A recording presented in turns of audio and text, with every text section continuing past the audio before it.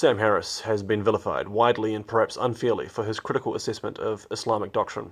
Everybody by now has probably seen the Bill Maher Show panel discussion, where Sam Harris says that the liberal left seem to be failing us in their contribution to the discourse, because despite their willingness to criticize white theocracy, they seem hesitant when it comes to Islam for fear of being called racist.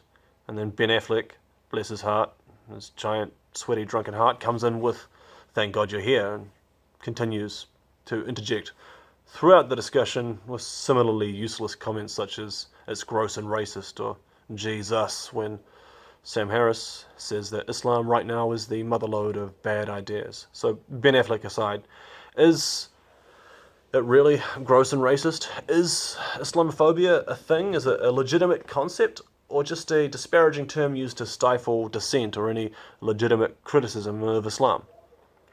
Now, Islam is not a race, so perhaps Islamophobia, if it is a legitimate form of bigotry, isn't actually racist. And Sam Harris is not racist, but he has discussed race. He was talking with Charles Murray in an interview on his Waking Up with Sam Harris podcast. Charles Murray being the author of The Bell Curve, which contained, albeit a single chapter, a discussion of race and IQ and the difference between black and white IQ scores. Charles Murray considers it highly likely for there to be a genetic component of the black-white IQ gap, and Sam Harris accepts this point uncritically. He's not promoting it, but he thinks that Murray's reading of the evidence is plausible, and that Murray's an expert and he's not, and that Murray himself has been unfairly vilified.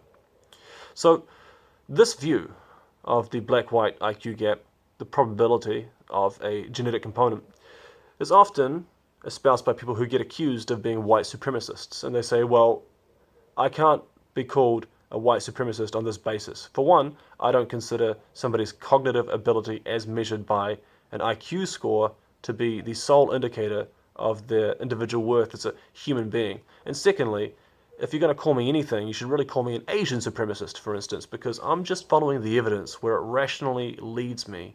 And the evidence seems to indicate also that Asians have higher IQs than white people on average, and so do Ashkenazi Jews. They have a higher IQ than non-Jewish Europeans. So how am I a white supremacist for acknowledging these facts? It just strikes me as interesting that you can combine this with the whole Islamophobia thing. Islam is not a race, but Muslims primarily come from North Africa, Southwest Asia, the Indian subcontinent, and Southeast Asia. Then East Asians come from East Asia, not Southeast Asia, and white people and Ashkenazi Jews come from Europe. This gives you a pretty comprehensive partitioning of the old world, excluding sub-Saharan Africa. So that means you've got a pretty good proxy for race. It's not an individual race, but racism doesn't necessarily mean that you're dismissive or opposed to a single race or a single ethnic group. It can mean that you consider your own ethnic group the best one, or some ethnic groups good and other ethnic groups bad. And if you do believe that Asians, East Asians, Ashkenazi Jews, and white Europeans have higher IQs than the rest of these populations, you've got a pretty good proxy for these supposedly inferior, at least in the cognitive domain, races, which you could consider undesirable. Now, I don't think that Sam Harris is presenting these views in this way, and I don't think he holds such views. I don't even think that his criticism of Islam is unconsciously motivated by racism. I think some people do have a criticism of Islam which is harsher than the criticism of Christianity, and that this is motivated by unconscious racism. And I do think some people can use their opposition to Islam as a convenient proxy to promulgate their opposition to non-white, non-East Asian races, since East Asians often, according to many of these people, are a model minority, although there's plenty of opposition to them as well.